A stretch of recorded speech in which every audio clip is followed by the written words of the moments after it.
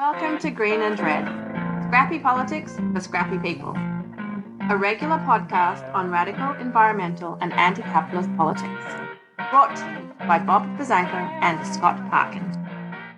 Smooth sounds of the Green and Red podcast. I'm your co-host, Scott Parkin, here for Scrappy Sunday and Scrappy Summer, actually dialing in from the rolling hills of Burgundy, France.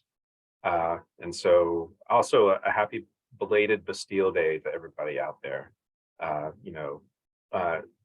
feel like Bastille Day actually is very much responsible for the theme of a green and red slogan, which is think globally, guillotine locally. But as always, I am joined by.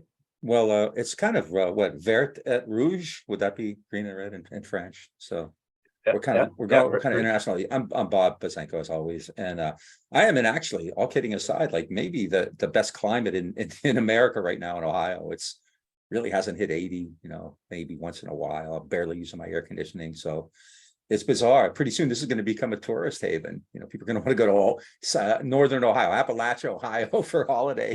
Your climate refuge is what you're exactly. Yeah. I mean, who knew? But yeah, it's actually been a pretty pleasant summer in weather-wise. I'm in Ohio, but weather-wise, it's been nice. Yeah, and we're going to talk a little bit about the weather today. Yeah. Talk about it, but not do anything about it, right? Just like the ruling class. Yeah, exactly. Or well, they do stuff about it. It just doesn't. They make it worse. Yeah. Yeah. So just to kick off, going to throw out some this week in history.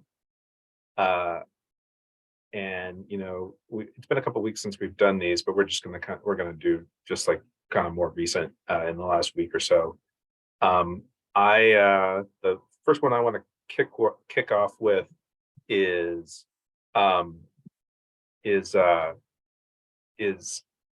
Francisco Pancho Villa, who was a Mexican revolutionary and a guerrilla leader, was ambushed and killed in Parral, Mexico at the age of 45 this day, July 20th in 1923. Then on July 19th, 1936, after a right-wing coup by General Francisco Franco, workers across Spain took up arms and launched a social revolution. The ensuing civil war pitted the working class against Spanish capitalists, German Nazis, and Italian fascists. And then on July 16th, 1947, was born a great revolutionary, Assata Shakur. Born in Queens, New York, she later joined the Black Panthers and the Black Liberation Army, urban guerrilla group, until she was arrested and jailed for allegedly killing a New Jersey state trooper. She escaped in 1979 to Cuba, where she still lives. And Assata, just a quick interjection, Assata has this great quote, which I also feel is something that lands really well here with the green and red, in the green and red, the domain of green and red. She said, "As far as I'm concerned, liberal is the most meaningless word in the dictionary.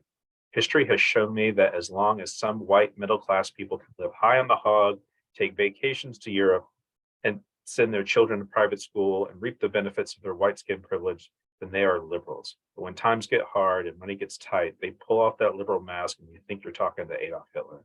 They feel so sorry for the so-called underprivileged, just as long as they can maintain their own privilege." And so, happy birthday to Assata. And then the only other this day in history I have is a little bit of a segue to one of our items. So I didn't know if you have any this week, Bob. Did you mention the Nicaragua, the revolution? No. Oh, yeah, yesterday, well, we're recording on the 20th. Yesterday, July 19th, was the 44th anniversary of the Sandinista revolution. I know the Sandinistas today are open to a lot of criticism, even on the left. I'm not as aware of what's going on there, maybe as I should be, but the revolution itself, I think, was a great triumph of the people against a dictatorship that had been supported by the U.S. for decades, the Somotsas. And, the Sandinistas came to power in 1979 and created literacy campaigns, public immunization campaigns, environmental campaigns.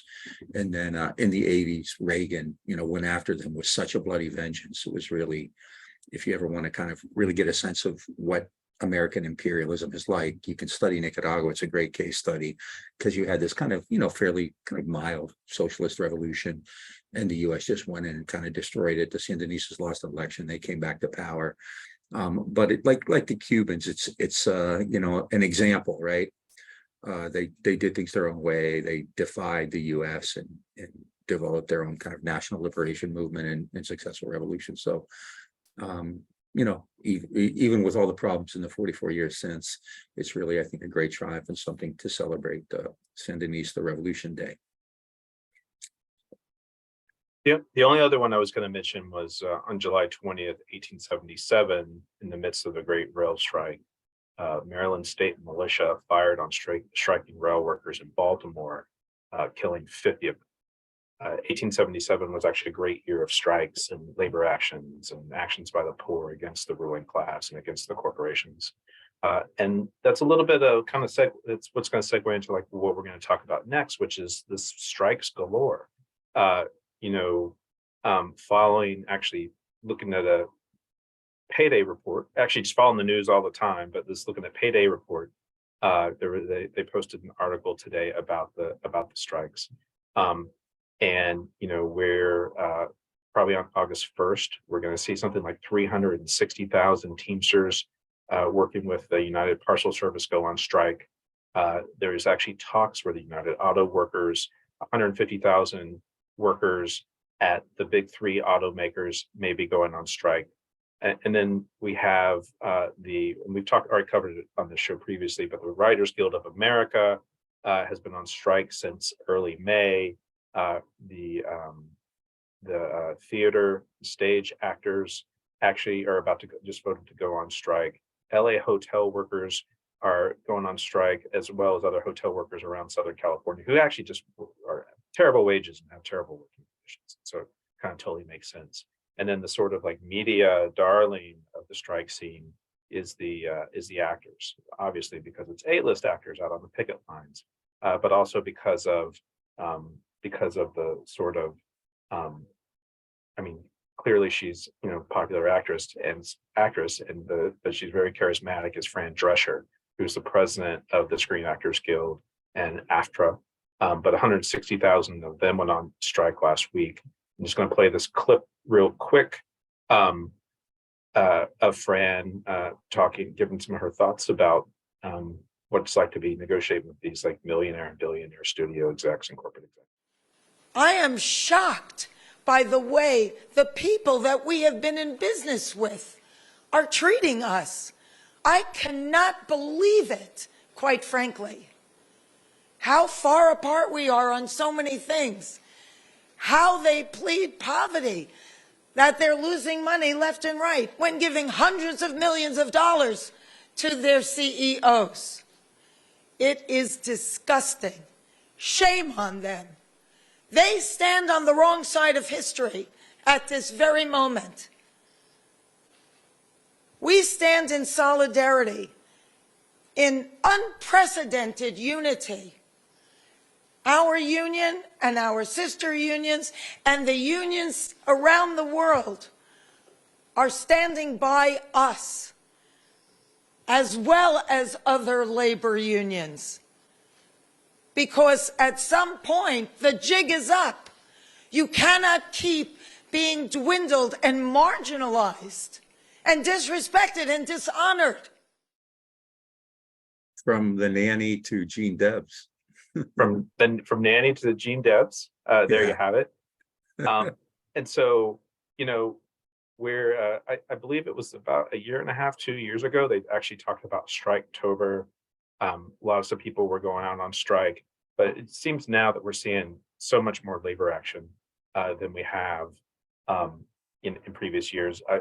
I'm not sure if this is true. I've heard that people have said that it's the most people out on strike since the 1940s. maybe at least those people out on strike since the 1970s.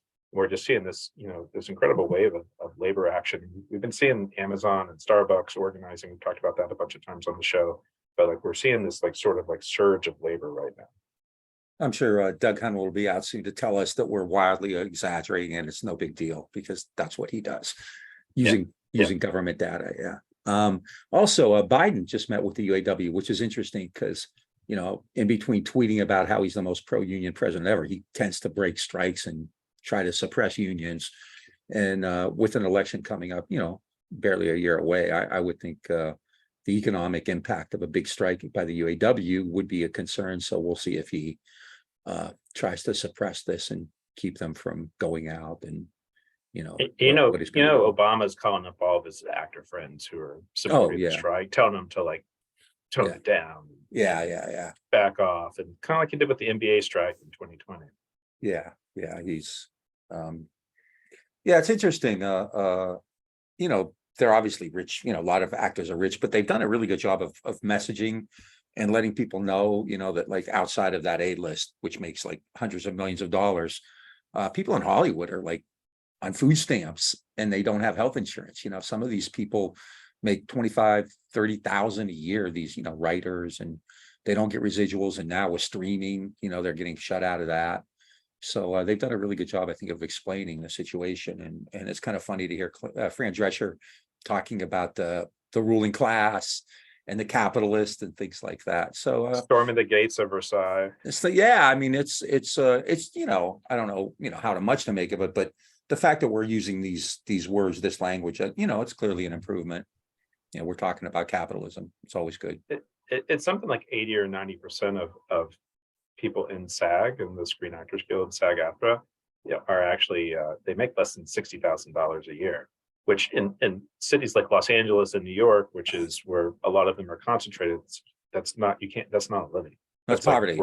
That's working poor. That's poverty there. Yeah, New York, LA. Yeah. And then you see how chippy and chicken shit the people are. They cut the trees, they trim the trees so they couldn't get shade when they're out picketing.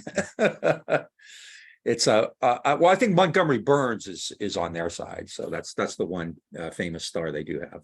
So it's really interesting. I actually saw a stat the other day about the 10 highest paid studio and entertainment execs in the business, and those people, we're talking about people like Ari Emanuel and Bob Iger, who said that the SAG's demands were unrealistic. Rupert Murdoch, Lachlan Murdoch. I mean, these people are making hundreds of millions of dollars a year. Ari Emanuel makes $350 million a year. It's insane. It's unbelievable. And yet, we have tens of thousands of people on food stamps and living below the poverty, who service their industry. Yeah, it's really striking, right? Because movies now pull in billions. You have like James Cameron's movies and Disney stuff and Star Wars and Marvel movies. Marvel, I mean, we're talking. It's funny, like liberals have actually been kind of sympathetic to Disney because of their fight against DeSantis, and they're showing their true colors, right? They may be woke, but they're capitalist to the core, and that's what I think people need. It's a good example of that too. I think it's a good case study of what woke capitalism really is.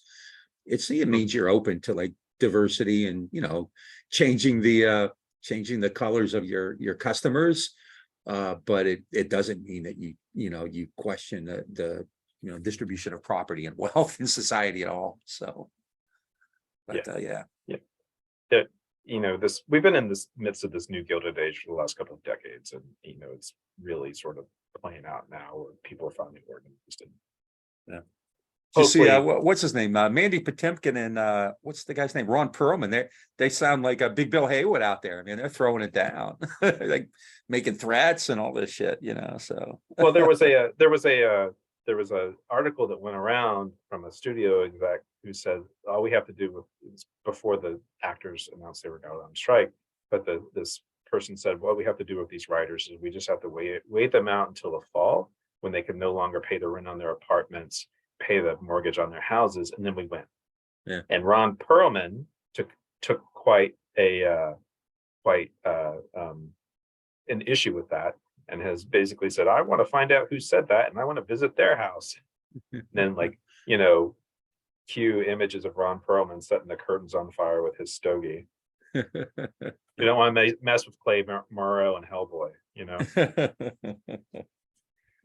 Yeah, well, it's we're always going to support labor unions, and hopefully, this is something new. I mean, the big one to me is the Teamsters, because that's huge, and UPS is big, and then obviously the auto workers too. But we'll see. I think you're right about Obama calling, Steven Spielberg and Jeffrey Katzenberg and David Geffen and those guys, to see what he could do to try to stop the Hollywood strikes. But the auto workers, I think the Democrats are really frightened by that, because they, want to continue the bullshit about being pro-labor and working class.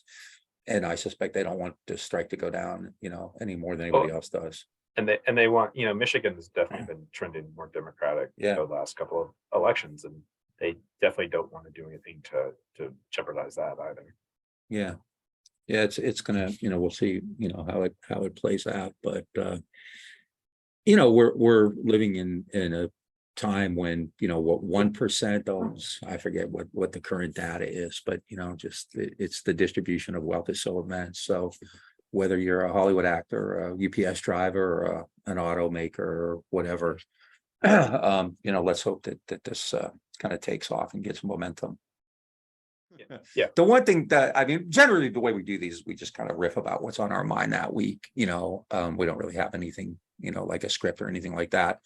And there's obviously a lot every week that goes on that can irritate both of us a lot. But this week, I think what's kind of annoyed me, and this is something that's an ongoing, has been for a long time, is the Democrats in Israel, to kind of, if you haven't followed it, to be brief, what's happening in Israel, right? They're continuing these terrorist atrocities against the Palestinian people. They're shooting Palestinian kids, and they're bulldozing homes and throwing people in jail, and it's just horrific. And I forget which one it is now. One of the squad members, Rashida Tlaib. No, but the one who said, she's recanted. One of them said Israel's a racist state and caught hell for it. From Washington. I forgot her name. She's actually the head of the Progressive Caucus. Yeah. Jamila Pralapal or Prayapol or Prayap or something like that. Anyway, It's embarrassing. I should have written it down. She's actually not in the squad. She's just the head of the okay. Caucus. But she's identifies as a progressive. She said this was a racist state. She caught hell for it. She's recanted. And so, and basically in their version of kind of a show vote, the Republicans put a vote up saying that Israel is not a racist or apartheid state. And all the Democrats, including the head of the Progressive Caucus from Washington, voted for it. Only 9 didn't, basically. And that was the squad. And that was mostly the squad. Yeah. Corey Bush, Ilhan Omar, and AOC, and Tlaib. Rashida Tlaib, whose grandmother is, she can't visit her grandmother because of the Israelis. Yeah. But just to kind of see the Democrats, bend over backward, Biden has invited Herzog, who's in Washington right now. Apparently, I think Netanyahu, he's invited him as well. And in Israel, you have the reserves are refusing to serve because of what Netanyahu is doing. So it's just annoying and really, frustrating to see that. And when you look at, and this is another case of the Democrats ignoring what their constituents want, Democratic voters now are actually becoming more and more sympathetic to Palestinians. But in Washington, D.C., it doesn't matter. There's one party, there's a pro-Israel party. And, what we're seeing now, and this particularly, the other day I saw some of these people you and I like to talk about a lot, the NATO left, and they're putting up these memes of flags of Ukraine and Palestine together, which is, I think, just disgusting, right? Ukraine is not, and I'm not going to get into the whole Nazi thing, but Ukraine is not Palestine. Palestinians have a particular place that, is just horrific, right? And, I think it's just important to understand the Democrats have been probably more pro-Israel than anybody, Obama, Clinton, Biden. They've always been, remember the US president they had the most trouble with was actually George Bush Sr. Because he was talking about their settlements. He canceled some loans. Jim Baker, Bob, famous, what? go ahead. You say, I have one. You say that one first. Oh, Jim Baker famously said, "Fuck the Jews, they don't vote for us anyway." And Democrats do get. Bob Dole talked about cutting aid to Israel Yeah. in the early 90s, like just by 10%, Yeah. and got a huge reaction to that. Yeah. In a good way. Yeah. So and now you have, RFK Jr., the hero of the conspiracy left, now going off on Jewish conspiracy theories and stuff like that, which has the weird, boomerang effect of creating even more support for Israel because he says such stupid shit, right? So it's just, I think it's something to kind of, the left has to reckon with. Everybody says you have to vote for the Democrats and blah blah blah, and there's a difference between Democrats and Republicans, but the reality is on a lot of these issues, fundamental issues of human rights and imperialism, they're no better. It's actually really offensive that there's people on the NATO left or people who are NATO liberals living in Berkeley, California, I'm sure, who are doing memes with the Palestinian flag and the Ukrainian flag. Yeah. The U.S. is the way in which the U.S. supports Ukraine and continues to fuel the war in Ukraine with money and arms is exactly what the U.S. has been doing to Israel for decades, half a century. It's disgustingly offensive. Yeah, and I just can't. It's hard to fathom, with especially when you watch video from what the Israelis are doing in places like Jenin and what they do in the Gaza Strip. I mean, it's a strategy of assassination and just like attrition of killing anybody, whether it's targeted or whether it's just civilians. Or I actually saw where a bunch of Israeli snipers just shot a bunch of boys on the Palestinian boys on the beach the other day, and for running around playing with a ball. I mean, the numbers obviously aren't the same, but it's actually Khmer Rouge shit. It is. It's just not quite in the same technique, but it's kind of the same mindset, right? It's Khmer Rouge shit. Like they're kind of non-people, and we're just going to eliminate them. Eliminate their cut down their olive trees and destroy their houses and just randomly shoot them. Destroy their. They have no clean water, no potable water, no medicines. It's really horrific. I hate too many lefties throw the phrase genocidal out there, fairly casually, but it's bad. It's really bad. And I guess, actually, if you look at it according to like the way the UN defines genocide, it kind of is, when you target a particular group for their particular, whatever culture, religion, whatever, and the things they're doing really are violating human rights in a horrific way. It's, And talking about this in the realm of American politics, it's always how divided, how polarized a society we are, and how polarized our politicians in the Beltway are. But this is a truly bipartisan issue, right? Like if only 9 members of the House voted against it, and it was the 9 members of the squad. And the other thing I was reading the other day is that this new group, No Labels, is actually backed by a lot of dark money, which is actually very pro-Israel. And part of their strategy is actually to be targeting more liberal and progressive, candidates who are like more pro-Palestinian than anything. Yeah. And it's just we've been seeing AIPAC throwing all this money in primaries, like why Nina Turner lost her primary where she was actually pretty much like winning in the polls until AIPAC kind of stuck their nose into it. And so I just think that this is like very much like an active live game in our political sphere right now, which is, to me, other than in progressive media, is like fairly unreported. Yeah. Nina Turner's here in Ohio, and I forget AIPAC threw like a huge amount. Like this is the Ohio Congress campaign. They threw like 20 million, or I forget, some insane amount into it. And I think they went after Summerlee in Pittsburgh, but she ended up winning. She voted against the recent resolution.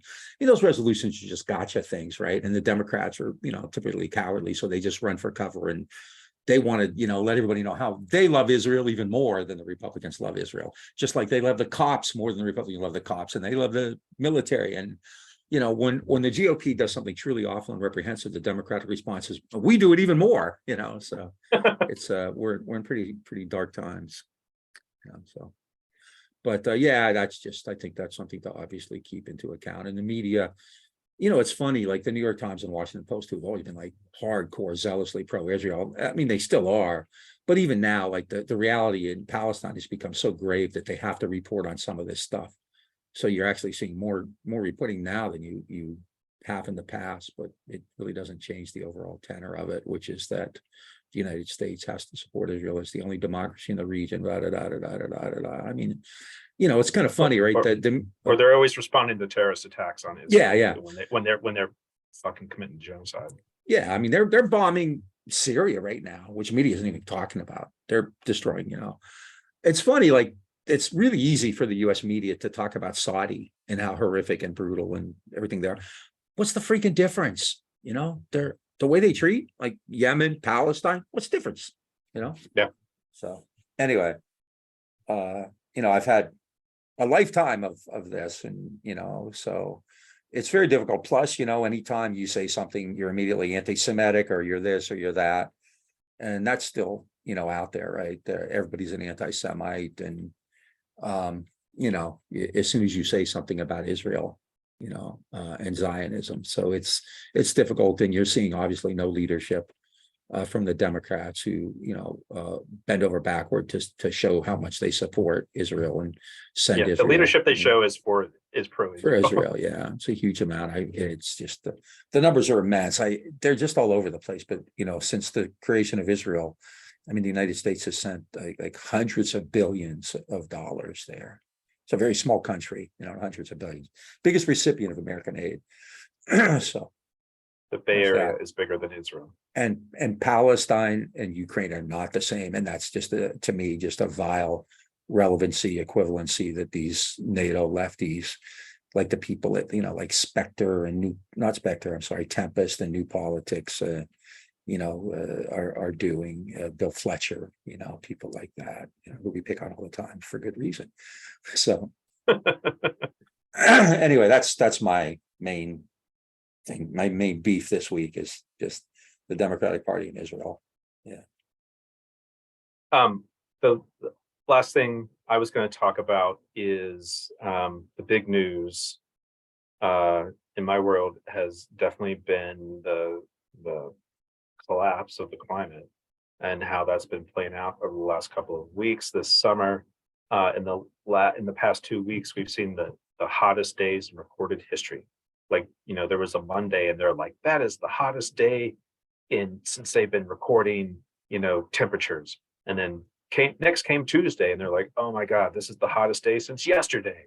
And then same thing on Wednesday. And so we're seeing, very disturbing trends. We're seeing, we're seeing the sort of, from what the climate scientists are saying is that the models are actually what the sort of falling apart of the climate, the extreme weather, the shifts and everything is actually exceeding their models. And this is like very, very disconcerting. The oceans are warming. This is going to actually lead to a lot of species die out. Oceans warm, heats up and kills all the plankton. Then like, what are the kind of bigger, tier animals living in the ocean going to eat, right? And then they starve and they die. And that's kind of where we're headed to right now. We've seen heat alerts issued in Italy, in China. Bob and I were talking before we started today. It seems like 116 in Sicily, 118 in Sardinia, 152 in Tehran at the airport the other day. 152 in Tehran at the airport. 130 in Death Valley, California. It's just insane. And then they're issuing heat alerts also all through the U.S. From Miami, basically all through the Sun Belt and beyond. But from like Miami to Los Angeles, Texas, Arizona, New Mexico have all been under these heat domes for like weeks. It's pretty nuts, and like people are dying. We're seeing people who are incarcerated in Texas actually dying from heat exhaustion. Wildfires are raging in Greece, in Canada. The whole Northeast has been smoked out. Vermont has flooded. I mean, it's pretty crazy. Floods are also. This is almost like biblical end times what we're seeing, and it's only going to get worse. The only thing we can say right now is it's this is the best day for the future. It's like the Homer Simpson meme with Bart, right? This is the hottest summer of my life. No, it's the coldest summer for the rest of your life, So Yeah, exactly. Yeah, it's nuts. I mean, Phoenix has had 20 days, I think, now in a row of 110 plus temperatures. Yeah. The waters in Florida are like at 90, and yeah, and a lot of they're seeing, like you pointed out, like Well, Ron salmon. DeSantis did take the phrase climate change out of all state materials, so that's going to deal with that. Yeah, it doesn't exist anymore. Yeah, it's pretty bad, and yet you sent me that I don't know if it was a poll or not the other day, but climate denial is still higher in the US than in most other places. And again, to get back, and now everybody says if you shouldn't trust the scientists, but you still have like virtually 100%. It's close to 100% of like people who study this who, understand that it's a real thing. And yet we're still in this situation, and it's pretty bad. And like I said, I wake up, it gets down into the 60s at night here. It's like 80.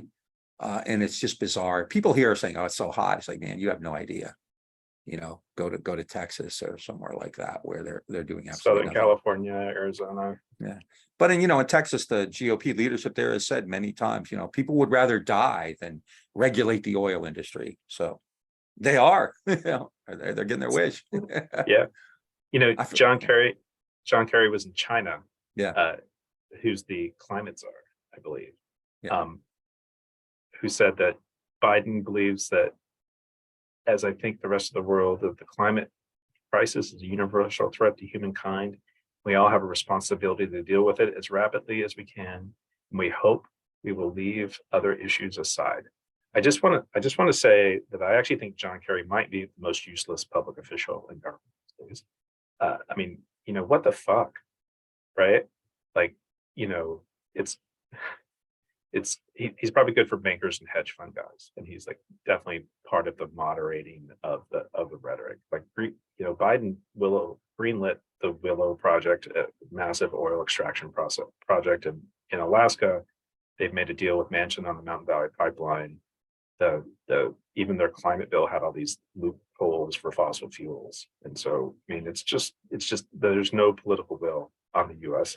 in the U.S. on this, while the whole planet is falling apart. It's the gridlock is just like disgusting. I don't know. It's something I've been fighting for most of my adult life. So it's odd, like when you're looking at a situation which is literally killing people, destroying civilizations and things like that, and to be so casual about it, and to be, I don't know, maybe these guys all have like a secret place, a secret climate controlled hideaway where they'll bail to, but yeah, they're working on their rocket ships to escape right now, right?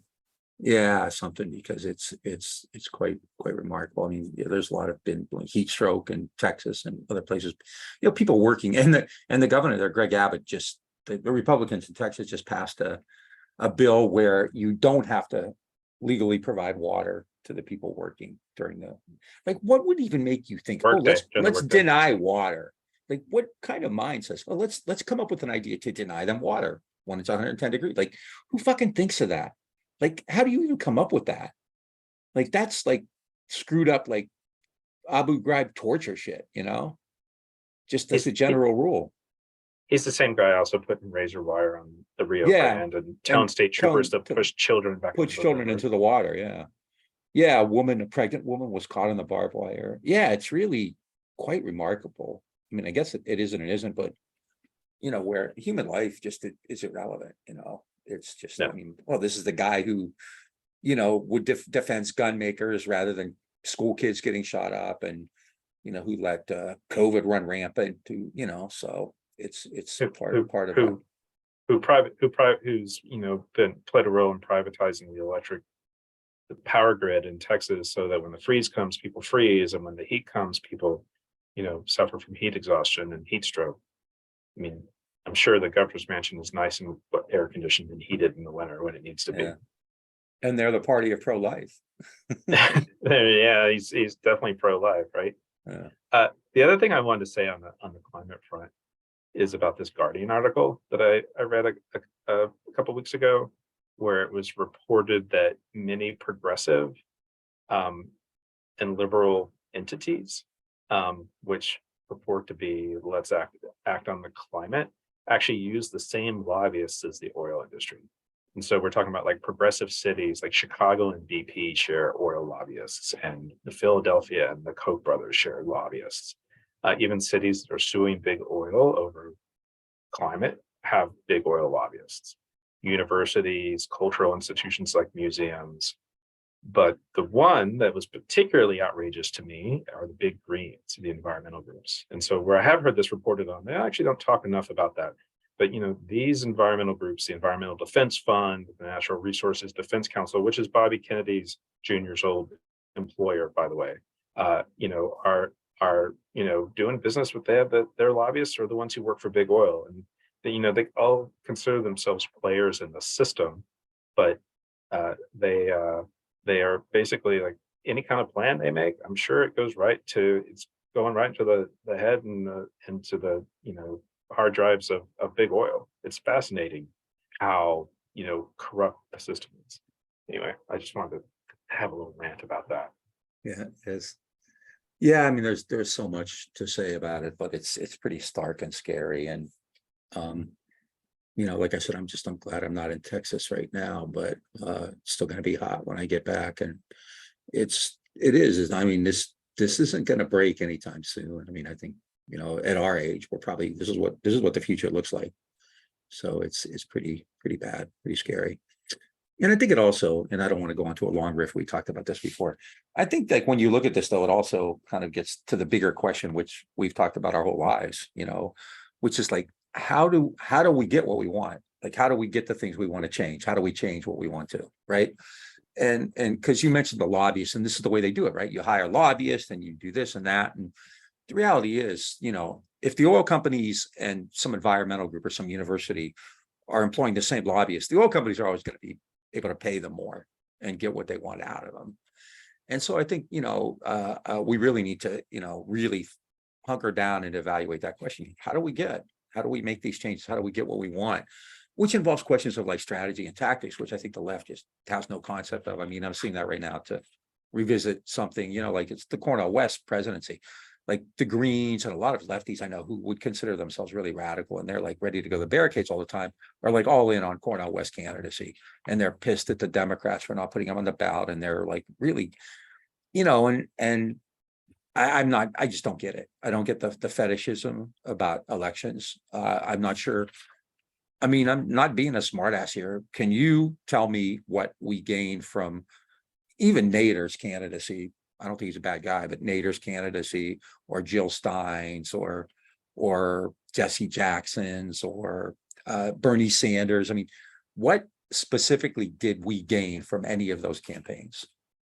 I mean, the country's more further to the right all the time. So we've had these so-called insurgent left campaigns, and the whole time the country's moving further and further to this really crazy, scary right. So what did they accomplish? Like, what's Cornel West going to do that Bernie Sanders couldn't do, or that Jill Stein or Nader or anybody else? What is he going to do by running for president? Like, what's going to do? How are we going to, 4 years from now, how are we going to look back and say, oh man, West campaign really changed things for us? What's he going to do? And the left never asked that question. No, elections. We just go all in on these chaotic attempts to run for president, whether it's in the Democratic primary or whether it's as a Green or some other kind of independent. I mean, the media's going to beat the shit out of them. The Democrats have already started. You've already satisfied their need for a left boogeyman, right? So you got it. They can punch left now. They've already got. They're all set, right? If Biden loses, Carville came out and said it yesterday. What did he say? He said that Cornel West was a menace to constitutional order in this country. Constitutional order? It was something like that, or a viable constitutional government, or something like that.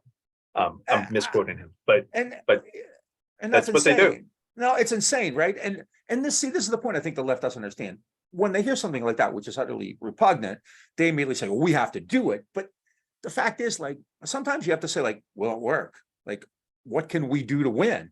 Like, you know, like everybody, Cornel West is going into this. No one in the fucking world thinks he can win anything, right? He just can't. He's not even going to be on the ballot in most places, right? And, you know, it's funny because on one hand, they're telling you how the Democrats are no different than the Republicans, the Democrats are awful.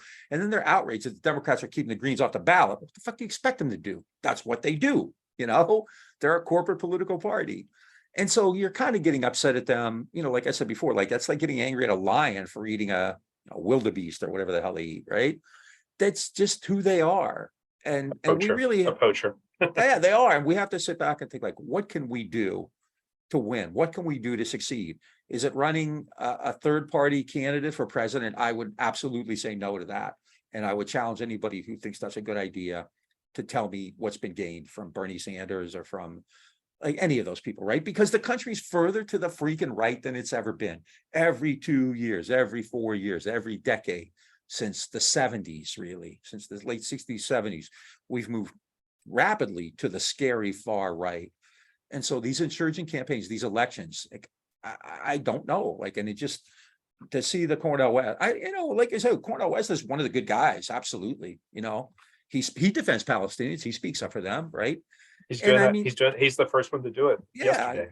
Yeah, and I know the idea as well. You know, as president, he'll get a platform and he'll be able to speak. And like, so to Bernie Sanders, what did it get us? You know, it makes the media feel good. They'll give him some airspace, then they'll talk about how he's ruining the race because he's going to screw up Biden and all that shit. And I think the left has to sit down and just take some time out and say, how do we get to where we need to be? How do we actually succeed to get what we want?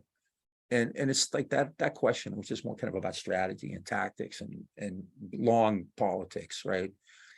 Just is kind of ignored. And so it's like, oh, let's run Cornel West or let's do this. Like, look at how many lefties were, maybe not as much now, but were in at the beginning, really all in on RFK Jr., right? I mean, he had a lot of I think now he's kind of losing that because he's a lunatic. But even then, like a lot of, so. Well, we should do a show on RFK Jr., but he's a lunatic / a center-right Democrat. Yeah. He's a lunatic on vaccines and conspiracies around, Jews and Chinese and labs and COVID and his, assassinations and stuff. But then he's center right when it comes to Israel Palestine. I was just going to say he has these anti-Semitic conspiracies, but he's all in on Israel. I mean, he's maybe more than Biden and the Democrats, Yeah. Which just is, I think, funny. Dad, just like his father. Right. Which is, I think, is funny because the conspiracy people are convinced that was part of the deep state conspiracy too. Because why would a Palestinian kill Bobby Kennedy? Is well, dude, that was the reason for it, right? So anyway. But also Medicare for all, he's totally against that. He's against that. Just like Biden. Climate, market mechanisms to climate change, which is a big thing. And if you're in the climate movement, he's all for that. He wants to privatize climate change, climate solutions. That was that tweet I sent you was yesterday, where he talks about that. Yeah. It was from an interview the week before though. But it's basically climate denial. Yeah. So. Well, no, it's what he's doing is he's supporting carbon trading. Which is where we just give a whole bunch of credits to polluters and they can keep polluting and then they go where that idea came in the rainforest or something. You know where that offset idea came from? His uncle, Teddy Kennedy. And I think I knew that actually. And you know who was who the aide who came up with it? Teddy Kennedy's aide who came up with that idea was Stephen Breyer, who until about a year ago was on the Supreme Court, a Democrat, right? Yeah. So. I mean, back to this question about long politics. I mean, this is what we've said on the. I don't think we want to go down the Cornel West rabbit hole too much again, but this is what we said in some of our previous episodes about Cornel West, which is that the resources and energy put into a Cornel West candidacy or a Jill Stein candidacy or even Bernie Sanders, is better used in this long game of organizing and politics. The union strikes this happening right now. That's to me, that is much more important than Cornel West when running for president as a Green. Didn't get into it too much, but just the the sort of like upsurge of climate activism that we're seeing globally, to the point where governments are like throwing people in prison because they're being so disruptive, that is much more important to me than like a cahotic presidential campaign. I mean, I think it's very, we're seeing very important movement stuff happening right now. And, it's not happening in the Beltway, and it's not happening in this media sphere, necessarily. I guess it happens in the Guardian, but it doesn't really happen anywhere else. I guess Fran Drescher's getting Fran Drescher and the actors are getting a lot of attention, so that's good. But yeah, and I mean, there are things you can do. Like, I don't have a fucking answer for it either, but I mean, just there, like on the surface, there's stuff you can do. Like Bernie Sanders raised 180 million. I keep going back at $180 million.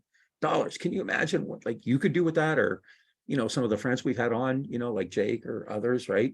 $180 million. But there are people out there, like you said, there's union organizers, there are people doing mutual aid, there are people doing environmental defense. There's people out there doing stuff, but it's hard for them to get any kind of footwork, to get any kind of support, to get any kind of revenue funding, right? Yeah. And because these big celebrity kind of things suck up that oxygen. And again, like, I don't really care about Cornel West, the impact he has on Biden. Biden is mesomorph, as I've been saying.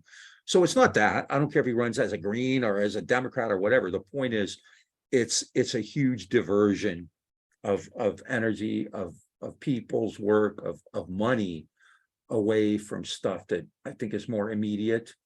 I mean, if in some fantasy world Cornel West became president, like what would he get done? What would he get done? Right? Yeah. I mean, can you imagine? I mean, right now they want to impeach Biden, who they call a socialist. If they did that to Cornel West, the Democrats would vote for impeachment too, right? So yeah, it's exactly. it's I mean, they're still paying the price for Nader in 2000, right? He's still getting blamed, right? And what do they think is going to happen? The Democrats, there's this fantasy. These guys live in this world of unicorns and rainbows, where the Democrats say, you know what, we should listen to these people, because, we need them, right? The Republican Party reaches out as far right as it can, and there's no idea too dangerous or too crazy for them to adhere to. The Democrats, these liberals think like, oh, if Cornel West is there, they're going to have to pay attention to him, and they're going to have to try to take some of these issues on as their own. Like, when have they ever done that? When have they ever done that? Bernie Sanders ran quite well, actually, with his main, theme being a Medicare for all, right? Mhm. Not a single Democrat bought into that. It went nowhere. It's gone nowhere. It's going nowhere. So what do you get from these quixotic electoral campaigns? This electoral fetish, man. It's like, electoral role playing or something. And, I don't get it. And I think we should all, and nobody knows really who we are in the big picture, but I really wish somebody would say, okay, like all of these groups, everybody, unions, environmental groups, we need to sit down and figure out, like, how do we get what we want? How? Mhm. Like, everybody knows what we want. That's kind of easy to come up with, right? The ruling class is bad, the people are good, unions are blah, blah, blah, labor, environment. Yeah, that's easy. What are the problems? What do we want? But how do we do it? Nobody ever freaking asked that. Or the people who do, no, I don't want to say nobody. In fact, there are people who do that, but they don't have the resources. Highly paid people. Yeah, but they're the way that the system works, you're not, Look, that's not part of it. Well, those tables they're sitting down at, where they're saying, how do we get what we want? They're doing it completely in the context of electoral politics. Like, Yeah. how does this play game on the Democrats? Right. So yeah, I mean, for decades now, the Democrats have relied on the courts, which has always been a fool's game, right? And we're seeing that now, right? I don't know for how long the Democrats relied on, the Supreme Court for Roe v. Wade, and they ignored the fact that, it was being chipped away with people like, Biden voted for the Hyde Amendment. The famous Casey Planned Parenthood case, that's a Democratic governor of Pennsylvania, who's now senator, right? So you rely on the courts, you rely on elections to get people elected to Congress. The fucking New York Democrats can't even win, you rely on going out to vote, and it's just, if you want to vote, that's fine, but we need to figure out, how do we get the stuff that we want? How do we get the changes we want? How? You know, what strategies, what tactics, who do we go to? What do we do? What do we not do?